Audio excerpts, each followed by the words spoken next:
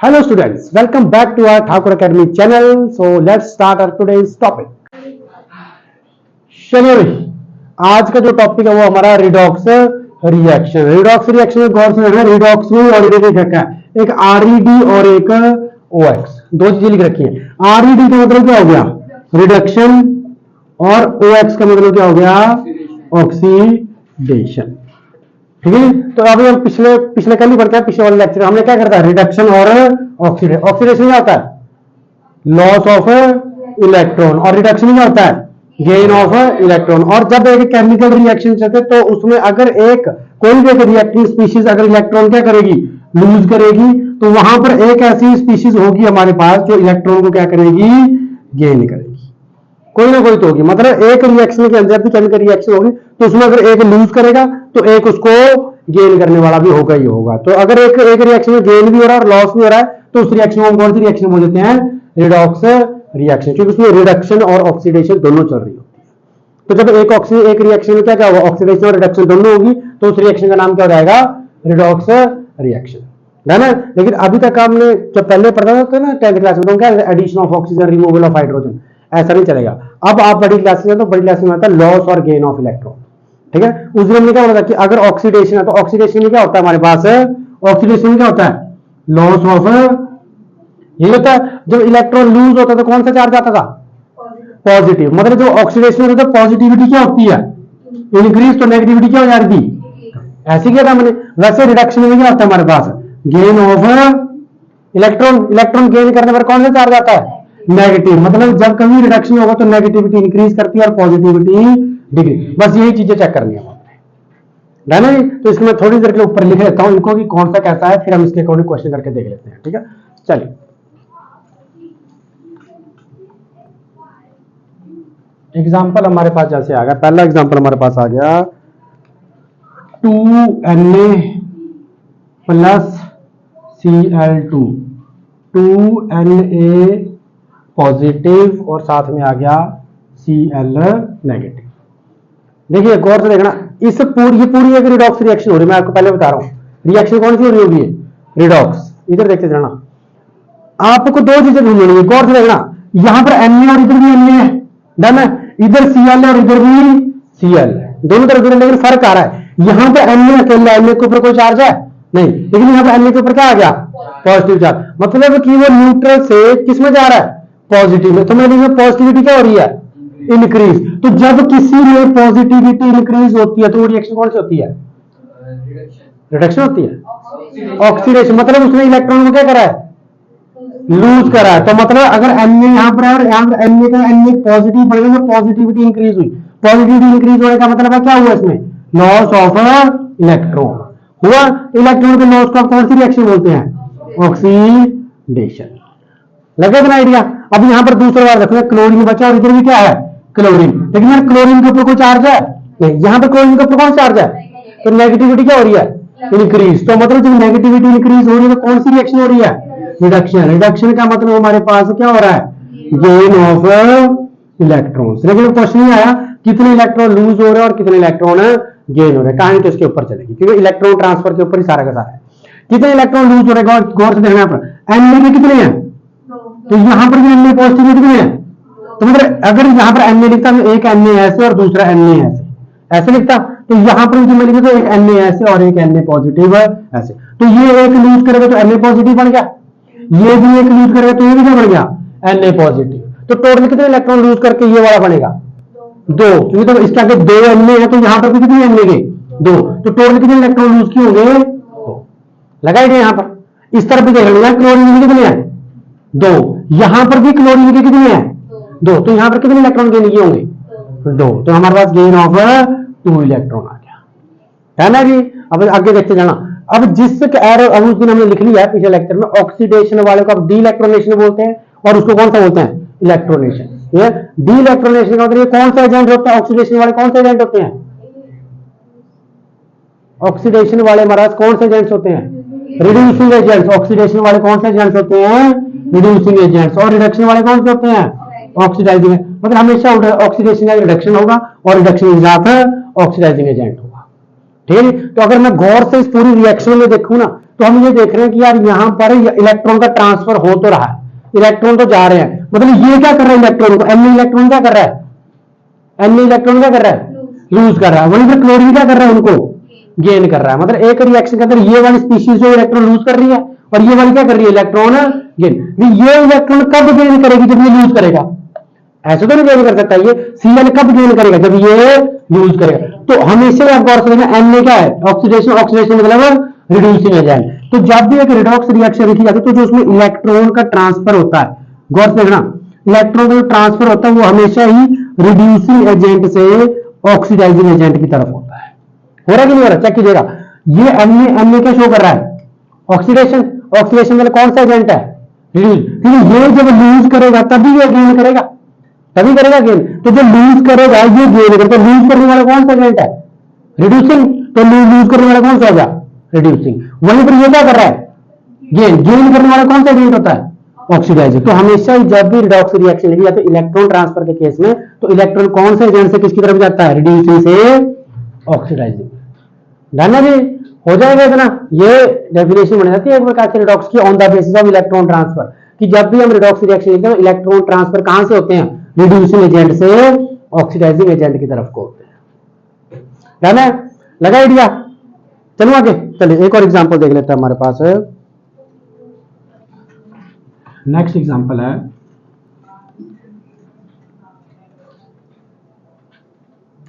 देखिएगा, twice of Na plus H2 twice of Na positive H negative. ये हमारे पास अगला आ गया। ठीक है, मैं फिजिकल स्टेट्स लिख नहीं रहा हूं, इसके मामले तो कंसेप्ट समझना। गौर से देखना, जब भी रिएक्शन लिख दी तो सिर्फ आपने जो सेम एलिमेंट्स हैं उनको कंपेयर करना। देखो यहां पर Na और यहां पर भी क्या है, Na। रिएक्टेंट और प्रोडक्ट की साइड कंपेयर करना है, Na को Na के साथ और हाइड्रोजन को हाइड्रोजन के साथ कंपेयर करना। अब गौर से देखो, यहां पर Na के ऊपर कोई चार्ज है नहीं, यहां Na के ऊपर कौन चार्ज है, मतलब यहां से यहां जाते जाते क्या करा इसने, लॉस ऑफ, पॉजिटिविटी बढ़ रही है, पॉजिटिविटी बढ़ रही है, इलेक्ट्रॉन क्या किए होंगे, लूज करे होंगे। तो मतलब Na से Na पॉजिटिव तो क्या हुआ, लॉस ऑफ, कितने इलेक्ट्रॉन लूज हुए, 2। तो लॉस ऑफ 2 इलेक्ट्रॉन। कौन सी रिएक्शन हो गई, ऑक्सीडेशन, ऑक्सीडेशन हुई। डन है। अब दूसरी तरफ Na वाला हो चुका केस, कौन सा केस बच गया, हाइड्रोजन। यहां हाइड्रोजन के ऊपर कोई चार्ज है नहीं, यहां पर हाइड्रोजन के ऊपर कौन सा है, मतलब क्या किया होगा इसने, इलेक्ट्रॉन को गेन किया। तो इलेक्ट्रॉन को गेन करने का मतलब क्या हो गई, रिडक्शन। और यहां कितने इलेक्ट्रॉन गेन करे, कितने इलेक्ट्रॉन, हाइड्रोजन के 2, यहां भी हाइड्रोजन कितने इलेक्ट्रॉन, 2 इलेक्ट्रॉन। डन है।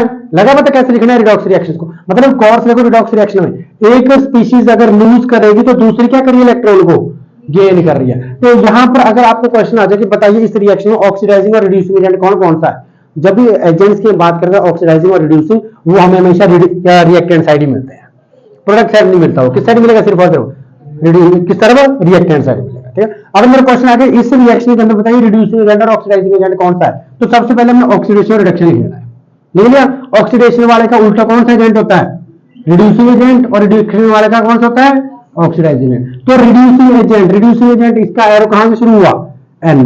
तो Na कौन सा हो गया, रिड्यूसिंग एजेंट, और हाइड्रोजन कौन सा हो जाएगा, ऑक्सीडाइजिंग एजेंट। लिख लोगे, डन है। पूछना कुछ, चलो अगले पर। ये तो हो गया बड़ा सिंपल रिएक्शन। अगर बाय चांस हमारे पास कोई सॉल्यूशन वाली रिएक्शन आ जाए, चेक करना। जैसे हमारे पास आ गया यहां पर Zn plus 2HCl, Zn plus HCl, Zn Cl2 plus hydrogen. अब मान लीजिए ये रिएक्शन आ गया हमारे पास। गौर से देखना, ये मेटल है और ये एसिड है, डन है। और ये ZnCl2 क्या बन गया, सॉल्ट। और कौन सी गैस रिलीज हो रही है, हाइड्रोजन। हाइड्रोजन गैस किस साउंड से निकलती है, पॉप साउंड। किसकी फॉर्म में निकलती है, बबल्स की फॉर्म में निकलती है। हमेशा किसकी फॉर्म में निकलती है, बबल्स की फॉर्म में, पॉप साउंड के साथ निकलती है हमारे पास। ठीक है, 10th क्लास में क्वेश्चन होता है। चलिए कंसेप्ट ये, कंसेप्ट हमने इलेक्ट्रॉन का गेन और लूज देखना है बस हमने। ठीक है, अब अगर मैं गौर से बात करूं, मेटल तो कहें तो मेटल जब अकेला तो भैया कुछ नहीं कर पाएगा जब तक इसको मैं किसी दूसरे के चीज में डालूंगा नहीं। मान लो जिंक, अगर मैं जिंक सल्फेट में डालूंगा तो चार्जेस में गेन और लॉस आता रहेगा। कॉपर सल्फेट डालूंगा तो लॉस और गेन आता रहेगा। लेकिन यहां पर मेरे को 2 चीजें इलेक्ट्रोलाइट की फॉर्म में दिख रही है, एक एसिड दिख रहा है और दूसरा क्या दिख रहा है, सॉल्ट। 2 चीजें दिख रही है, मतलब ये दोनों मेरे को किसकी फॉर्म में मिल सकते हैं, आयंस की फॉर्म में। जब मैं इसको पानी में डिसॉल्व करूंगा तो आयंस की फॉर्म में मिल जाएंगे, नहीं मिल जाएंगे। तो अगर मैं थोड़ा सा रिएक्शन को मॉडिफाई करूं तो मैं कैसे लिख सकता हूं, Zn प्लस, इसको कैसे लिख सकता हूं मैं, 2H पॉजिटिव और 2Cl नेगेटिव लिख सकता हूं नहीं, मतलब हाइड्रोजन क्या हो जाएगा, H पॉजिटिव, Cl क्या हो जाएगा, नेगेटिव, तो मैं इसको 2H पॉजिटिव और 2Cl नेगेटिव करके लिख सकता हूं, ठीक है जी, 2Cl नेगेटिव है ना। वैसे आप इस तरफ आ जाइए, इस तरफ मैं Zn को क्या लिख सकता हूं, Zn 2 positive plus 2Cl negative plus hydrogen, ऐसे लिख सकते हैं हम लोग इसको, क्योंकि जब ZnCl2 टूटेगा तो Zn2 पॉजिटिव और Cl नेगेटिव में बढ़ता है ना। अब मैंने इसको थोड़ा सा ओपन करके लिख दिया, मतलब मैंने इलेक्ट्रोलाइट्स को आयंस की फॉर्म में कन्वर्ट करके लिख दिया। अब मेरे को इस रिएक्शन में भी देखना है ऑक्सीडेशन और रिडक्शन, आ जाएगी कि नहीं आ जाएगी, गौर से देखना। Zn यहां पर अकेला है, यहां पर Zn के ऊपर कौन सा चार्ज है, पॉजिटिव, पता होना चाहिए हर टाइप की रिएक्शन का। तो Zn यहां पर अकेला और यहां पर पॉजिटिव चार्ज आ गया, तो ये क्या हो जाएगा, यहां से यहां तक ऑक्सीडेशन की रिडक्शन, ऑक्सीडेशन, ऑक्सीडेशन का मतलब क्या हुआ, यहां पर लॉस ऑफ कितने इलेक्ट्रॉन, 2, तभी 2 गए तो 2 पॉजिटिव तभी आया है ना। अब गौर से देखना, यहां पर 2Cl नेगेटिव है और यहां पर भी क्या है, 2Cl नेगेटिव है, तो इनमें कोई फर्क आया, सेम है। जब जो सेम है उनको आपने यूज नहीं करना, मतलब जो सेम है उसको तो यूज करके फायदा नहीं है, क्योंकि वो एज इट इज उठा कर लिखे गए हैं, आपने सिर्फ वो देखना जहां पर चेंज आ रहा है, ठीक है। अब यहां पर दूसरे देखो, हाइड्रोजन के ऊपर कौन सा है, और यहां पर हाइड्रोजन के ऊपर क्या हो गया, सिंपल, मतलब डिक्रीज हुआ किसका, पॉजिटिविटी क्या हो गई, कम हुई, कम हुई मतलब क्या है, नेगेटिविटी बढ़ रही, नेगेटिविटी बढ़ रही मतलब क्या हो रही है, रिडक्शन। तो मतलब हाइड्रोजन वाला यहां तक गया तो ये क्या बन गई, रिडक्शन। रिडक्शन मतलब कितने इलेक्ट्रॉन का गेन हो गया, गेन ऑफ 2 इलेक्ट्रॉन, लग गया आइडिया। अब यहीं पर आया, अगर आपको ऑक्सीडाइजिंग एजेंट और रिड्यूसिंग एजेंट निकालना होता तो ऑक्सीडाइजिंग एजेंट कौन सा होता, रिडक्शन वाला, रिडक्शन वाला का क्या हो जाएगा, ऑक्सीडाइजिंग एजेंट, और ऑक्सीडेशन वाला रिड्यूसिंग एजेंट। तो रिड्यूसिंग एजेंट कौन आ गया, Zn। रिड्यूसिंग एजेंट जहां से एरो शुरू होगा वो होगा आपका रिड्यूसिंग एजेंट, डन है। वहीं पर ऑक्सीडाइजिंग एजेंट कौन होगा, रिडक्शन, रिडक्शन वाला एरो कहां शुरू हो रहा है, ये आपका रिड्यूसिंग एजेंट हो गया, लग गया आइडिया। चेक कीजिए कुछ सर, ये आपका ऑक्सीडाइजिंग एजेंट हो गया और ये आपका रिड्यूसिंग एजेंट हो गया, चेक कीजिए, लग गया आइडिया। अगर आपको सॉल्यूशन के अंदर भी किसी चीज को डिसॉल्व करके दिया हुआ है तो आपने कोशिश, अगर आपको नहीं दिया है उसको आयंस की फॉर्म में तो खुद तोड़ सकते हैं आप, आपको पता होता है यार कौन सा चार्ज कैसे बन रहा है, ठीक है। तो अगर इस तरीके की रिएक्शन आगे Zn और HCl, ZnCl2 प्लस हाइड्रोजन, तो कोशिश, और उसमें पूछे इलेक्ट्रॉन ट्रांसफर, तो ऐसे आइडिया नहीं लगेगा, उसको आपको पहले किसकी फॉर्म में तोड़ना पड़ेगा, आयंस की फॉर्म में। आयंस की फॉर्म में स्प्लिट कीजिए, फिर चेक कीजिएगा, पता लग जाएगा, डन है। चलो आगे, नींद आ रही है, उसको नींद आ रही है, कैसे है, नींद आ रही है यार, इतना मस्त टॉपिक दे रहा हो तुम लोग, सो रहे हो, नींद तो नहीं आ रही है, आ रही है, मेरे को लग रहा है ऐसा, शक्ल नहीं, शक्ल ठीक है लेकिन नींद आ रही है, बात ये है, आ रही है, मेरे को नहीं आ रही है चले आगे, डन है। इसका कंसेप्ट पता लग गया, रिडॉक्स रिएक्शंस का कैसे ऑक्सीडेशन रिडक्शन एजेंट्स वगैरह देखने। तो जब भी इलेक्ट्रॉन ट्रांसफर होगा किस एजेंट से किस एजेंट की तरफ होगा, रिड्यूसिंग एजेंट से ऑक्सीडाइजिंग एजेंट की तरफ ही होगा, लग गया इस कंसेप्ट का। मतलब एक रिडॉक्स रिएक्शन ये है, सेकंड डेफिनेशन समझ लेना है इसको।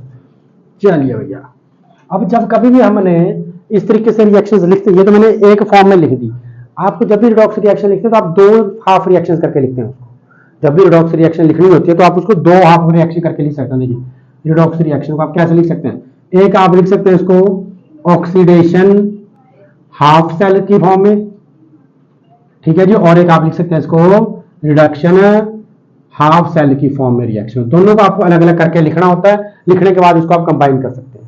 जैसे अभी हमने क्या लिखी थी, ये वाली रिएक्शन क्या थी हमारे पास, Zn प्लस क्या था, 2H positive plus 2Cl negative, क्या आ गया, Zn 2 positive plus 2Cl negative plus hydrogen.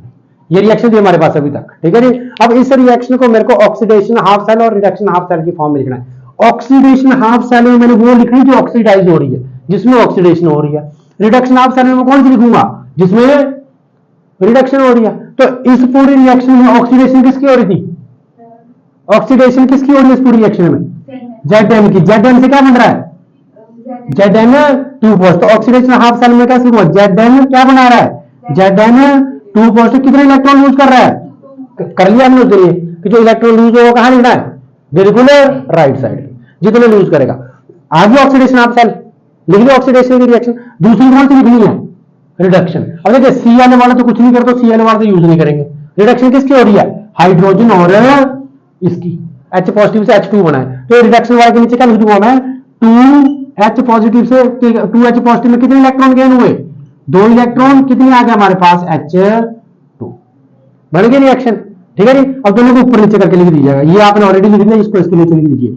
ये आ गया 2H positive 2H positive plus 2 electron to give H2। ये आ गई ऑक्सीडेशन वाली और ये आ गई रिडक्शन वाली। दोनों को मिला लेना, दोनों को मिला के आपकी रिडॉक्स लिखी जाएगी। ठीक है जी। तो अगर आपको रिएक्शन को लिखना तो आप इस तरीके से भी लिख सकते हैं, ऑक्सीडेशन और रिडक्शन हाफ रिएक्शन करके भी लिख सकते हैं उसको। अब अगर आपको फाइनल रिजल्ट बन गया तो देखो, इलेक्ट्रॉन से इलेक्ट्रॉन कट कर देने, इलेक्ट्रॉन से इलेक्ट्रॉन क्या कर देने? कट। और लेफ्ट साइड को लेफ्ट साइड के साथ और राइट साइड को राइट साइड के साथ लिख दीजिएगा। Zn plus 2H positive to give Zn2 positive plus hydrogen, ये होगी आपकी रिडॉक्स। ठीक है। इस तरीके से आप इस रिएक्शन को लिख सकते हैं। मतलब जब आपने एक रिडॉक्स रिएक्शन को भी अगर लिखना है आगे तो आप उसको ऑक्सीडेशन हाफ सेल और रिडक्शन हाफ सेल करके लिख सकते हैं। ऑक्सीडेशन हाफ सेल में उस रिएक्शन में से ऑक्सीडेशन वाली लिख देनी है और रिडक्शन वाले में से रिडक्शन भी लिख देनी। दोनों में से इलेक्ट्रॉनों को कट कर देना, इलेक्ट्रॉनों को कैंसिल करने का, जो लेफ्ट साइड है वो लेफ्ट साइड, राइट साइड वाला राइट साइड। लगा आइडिया? इस तरीके से भी आप एक रिएक्शन को, रिडॉक्स रिएक्शन को लिख सकते हैं। मतलब एक्सप्रेस आप इस फॉर्म में भी कर सकते हैं। डन है? कुछ पूछना है? कंसेप्ट क्लियर है? चलो आगे चलिए। अगला जो हमारे पास टॉपिक आ गया वो आ गया इलेक्ट्रोकेमिकल सेल।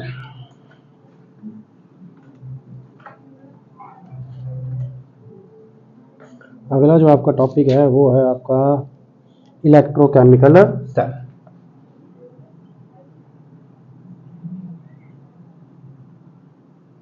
ये लीजिए, इलेक्ट्रोकेमिकल सेल के 2-3 नाम है। इसको आप गैल्वेनिक सेल भी बोलते हैं, गैल्वेनिक सेल, और इसको आप वोल्टेज सेल भी बोल देते हैं। मैं बताता हूँ क्यों बोलते हैं। ठीक है। इसको, इसी सेल को आप गैल्वेनिक सेल भी बोलेंगे, इसी सेल को आप कौन सेल बोलते हैं? Voltage cell. क्यों? क्योंकि एक, ये 2 बंदे थे, मतलब ना 2 साइंटिस्ट समझ लीजिए, 2 साइंटिस्ट थे। एक का नाम था हमारे पास वोल्टा, अलेक्जेंड्रा वोल्टा, सुना होगा आपने, अलेक्जेंड्रा वोल्टा। और दूसरे का नाम था हमारे पास गैल्वेनी, उसका नाम था जी गैल्वेनी समथिंग, कुछ गैल्वेनी नाम था इसका। ठीक है जी। तो हमारे एल गैल्वेनी था, ल्यूगी गैल्वेनी ऐसा नाम था इसका हमारा। तो एक बंदे का नाम था जी एल गैल्वेनी और दूसरे का नाम था अलेक्जेंड्रा वोल्टा। इन दोनों ने मिलकर, इसकी जहां तक मेरे को याद है, इसमें 1780 की बात है और इसकी बात है 1800 सन की। ठीक है। 1780 में इसने इस सेल के बारे में बात करी, 1800 में इस बंदे ने सेल की बात करी। थोड़ी थोड़ी मॉडिफिकेशन करते रहे मतलब हमारे पास। ठीक है जी। तो दोनों को मिलाकर हमारे पास, दोनों सेल तो एक ही था, इलेक्ट्रोकेमिकल सेल, लेकिन दोनों ने अपनी अपनी मॉडिफिकेशन करी सेल के, उसके हिसाब से इनका एक गैल्वेनिक सेल बन गया और दूसरे का नाम क्या दे दिया गया? Voltage cell. उनके नेम्स के ऊपर बेस्ड है। देखो, गैल्वेनी का नाम था तो गैल्वेनिक सेल बोल दिया और वोल्टा का नाम था तो वोल्टेज सेल बोल दिया। ठीक है जी। ओवरऑल जो सेल का नाम है वो क्या है? Electrochemical cell. ठीक है जी। अब इलेक्ट्रोकेमिकल और इलेक्ट्रोलिटिक सेल हमने स्टार्टिंग में, मैंने आपको इंट्रोडक्शन में दिया हुआ है। इलेक्ट्रोलिटिक सेल और इलेक्ट्रोकेमिकल सेल में क्या क्या डिफरेंस था स्टार्टिंग में करा हमने, उसे बेसिक यही था। इलेक्ट्रोलिटिक, इलेक्ट्रो का मतलब इलेक्ट्रिसिटी या इलेक्ट्रॉन्स, लिटिक मतलब ब्रेक डाउन, इलेक्ट्रोलिटिक मतलब कि इलेक्ट्रिसिटी की प्रेजेंस में चीजों क्या करना है? तोड़ना, मतलब बिजली के झटके देने थे और तोड़ना था उसको। ठीक है। इलेक्ट्रोकेमिकल सेल में हमारे पास क्या, वो जो हमने इलेक्ट्रोलिटिक करी थी उसको हमने नॉन स्पॉन्टेनियस बोला था, क्योंकि वो अपने आप नहीं होते, बाहर से क्या देनी पड़ रही थी? ठीक है जी। और ये वाले जो हमारे पास है ये कौन सा है? स्पॉन्टेनियस। ये अपने आप चले, क्योंकि इसमें एक चीज आएगी, इसको बोलेंगे सॉल्ट ब्रेक। जहां पर रिएक्शन रुक जाएगी वहां पर लास्ट काम कौन करता है? Salt break. बहुत अच्छा कंसेप्ट है, इसको गौर से सुनते जाना हमने। ठीक है। तो इलेक्ट्रोकेमिकल सेल, इलेक्ट्रो का मतलब इलेक्ट्रिसिटी, केमिकल मतलब केमिकल रिएक्शन होने वाले, मतलब एक ऐसा सेल है जिसमें बिजली की हेल्प से क्या चलने वाली है? Chemical reaction. केमिकल रिएक्शन चलने वाले या तो इलेक्ट्रॉन लूज होगा या इलेक्ट्रॉन गेन होगा। दो चीजें, जब भी केमिकल रिएक्शन की बात है तो रिडॉक्स ही होगी। रिडॉक्स का मतलब है या तो इलेक्ट्रॉन गेन या इलेक्ट्रॉन लूज। और टॉपिक का नाम ही देख लीजिए, क्या लिखा मैंने?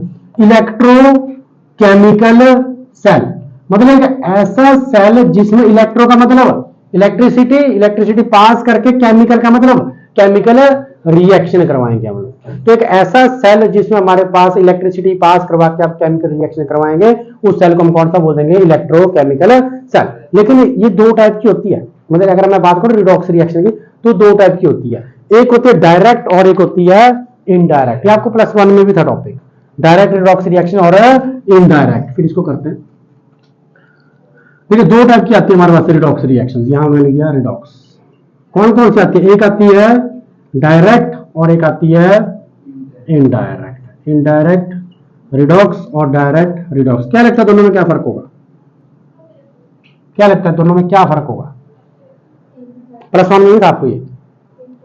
हाँ क्या ठीक हो रही है? जब एक ही सेल के अंदर होगी ऑक्सीडेशन और रिडक्शन बिल्कुल साथ में कनेक्टेड होंगी तो वो कौन सी हो जाएगी? डायरेक्ट। सीधे मतलब डायरेक्ट इलेक्ट्रॉन का ट्रांसफर हो गया तो एक ही सेल के अंदर होती है। लेकिन वो जैसे आप लोग 10th क्लास में पढ़ते हैं इलेक्ट्रोलिटिक रिफाइनिंग, मतलब अगर आप इलेक्ट्रोलिटिक सेल की बात करोगे तो एक बिक्कर के अंदर अगर होगी, एक बिक्कर के अंदर आपने दोनों रॉड्स अगर डिप कर दी, दोनों रॉड डिप करेंगे अगर एक इलेक्ट्रॉन लूज करेगा तो इलेक्ट्रॉन एक गेन करेगा। डायरेक्ट ट्रांसफर जब इलेक्ट्रॉन का चलेगा हमारे पास है तो मतलब गेन और लूज तो कौन से में आ जाएगी?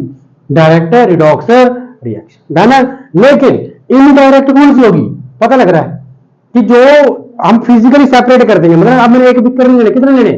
दो बिक्कर लेना। अब कितने बिक्कर लेने हैं? दो। हमारे एक बिक्कर मैंने इधर ले लिया और एक बिक्कर इधर लिया। इन दोनों बिक्कर से मैंने रॉड्स डिप करनी है ऐसे और इनको एक्सटर्नल सर्किट से मैंने ऐसे जोड़ देना है। ठीक है नहीं? अब जब दो अलग अलग बिक्कर में फिजिकली सेपरेट करके लिखूंगा इस तरीके से, बाद में उसमें से इलेक्ट्रिकल एनर्जी पास करवाऊंगा तो उस तरीके की रिडॉक्स रिएक्शन को हम कौन सा बोलते हैं?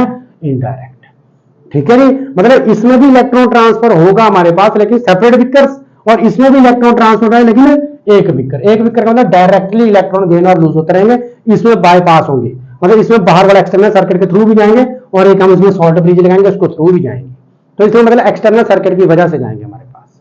ठीक है नहीं? तो दोनों में ये फर्क आया, इसमें अंदर ही अंदर चलेगा और इसमें दोनों को सेपरेट करके हमने पढ़ना है। अब जो हमारा इनडायरेक्ट वाला होता है इसी के अंदर जो सेल आता है वो कौन सा होता है? Electrochemical cell. इलेक्ट्रोकेमिकल सेल हम इस कंसेप्ट के ऊपर बेस्ड होते हैं। ठीक है जी? और इलेक्ट्रोलिटिक सेल आप डायरेक्ट रिडॉक्स रिएक्शन के अंडर पढ़ते हैं। लगे आइडिया देना? करें शुरू इस कंसेप्ट के ऊपर, इलेक्ट्रोकेमिकल सेल की तरह पढ़े करें। ये लगे होगा इनडायरेक्ट कौन से होते हैं जिसमें कितने बिक्कर होंगे? तो फिजिकली में दोनों को सेपरेट कर देना, एक में ऑक्सीडेशन हो रही है तो दूसरे में रिडक्शन हो रही है, अलग अलग सेपरेट में अलग अलग बिक्कर से होगी। जब एक ही बिक्कर के अंदर ऑक्सीडेशन और रिडक्शन हो जाएगी तो कौन सी हो जाएगी? Direct redox reaction. Difference main यही है। लगे आइडिया? चलिए अब चलते हैं, हमारा कौन सा आ गया? Electrochemical cell. तो इलेक्ट्रोकेमिकल सेल किस कंसेप्ट पर बेस्ड है? इनडायरेक्ट रिडॉक्स है। तो मैं क्या बोलूंगा? इलेक्ट्रोकेमिकल सेल एक ऐसा डिवाइस है जो किसके ऊपर चलता है? Indirect redox reaction. मतलब electrochemical cell is a device जो किस कंसेप्ट है? Indirect redox reaction. इस तरीके से जो भी एनर्जी चेंज आएगा हमारे पास, चाहे वो कम होगा, कम नहीं होती है इसमें एनर्जी, जो भी डिक्रीज आएगा एनर्जी में वो आपका इलेक्ट्रिकल एनर्जी की फॉर्म में दिखाई देगा। लगेगा भी आपको पता ही। लेकिन मेन चीज क्या है कि एक ऐसा डिवाइस है जो किस कंसेप्ट के ऊपर बेस्ड है? इनडायरेक्ट रिडॉक्स रिएक्शन, जिसमें दो अलग अलग बिकर्स के अंदर ऑक्सीडेशन और रिडक्शन हाफ रिएक्शन पढ़नी है ना। जो भी एनर्जी का चेंज आएगा वो इलेक्ट्रिकल एनर्जी ही होगी और कुछ नहीं होगी। चलो, so thanks for watching our video. For more videos please subscribe our YouTube channel. Thank you.